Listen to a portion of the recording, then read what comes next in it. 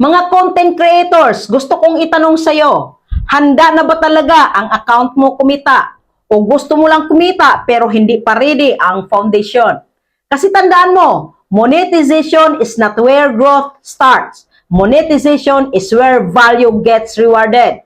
Kaya ito ang 7 signs na ready na ang account mo for monetization. Unang sign, may consistent engagement ka. Hindi isang viral post lang. Hindi minsanang spike, consistent.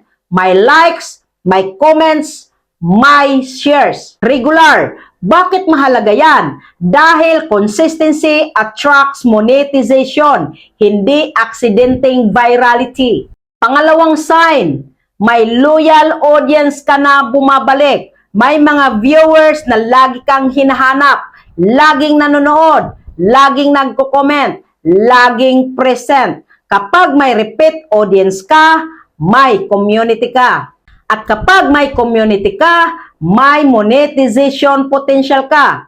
Pangatlong sign, mataas ang watch time o retention mo. Kung tinatapos ng tao ang content mo, ibig sabihin may value.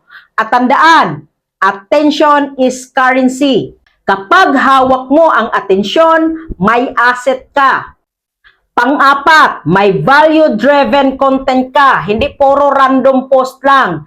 Ready for monetization ang account kapag may malinaw kang value. Education ba yan? Inspiration ba yan? Entertainment ba yan? O transformation?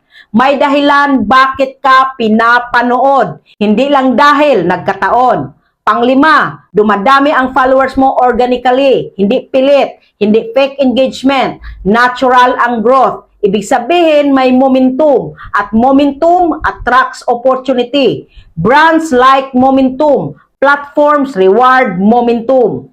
Pang-anim, may conversion na nangyayari kahit wala ka pang monetization.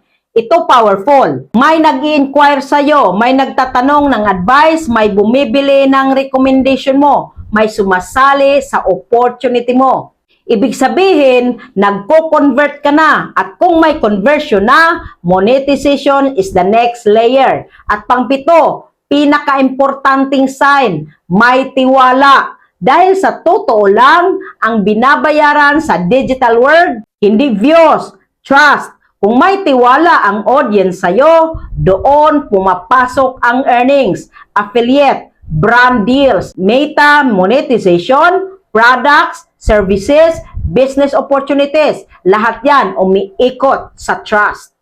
At ito ang gusto kong linawin. Hindi porket maraming followers, ready na for monetization. May accounts na malaki ang followers pero walang trust.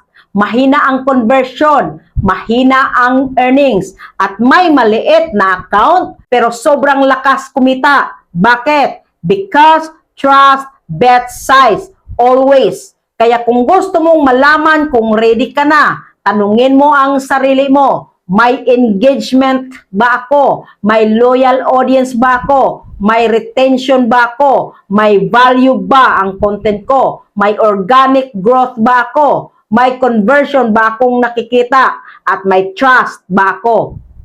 Kapag oo sa karamihan, malamang ready ka na. At ito ang sikreto, monetization hindi reward sa dami ng post. Reward yan sa quality ng audience relationship. Kaya bago habulin ang earnings, palakasin mo muna ang value. Dahil kapag may value, susunod ang revenue. At tandaan mo ito, mga content creators, kapag handa ang account mo para magbigay ng value, handa rin itong tumanggap ng income. At doon nagsisimula ang tunay na creator economy. May natutunan ka ba? See you in the comment section.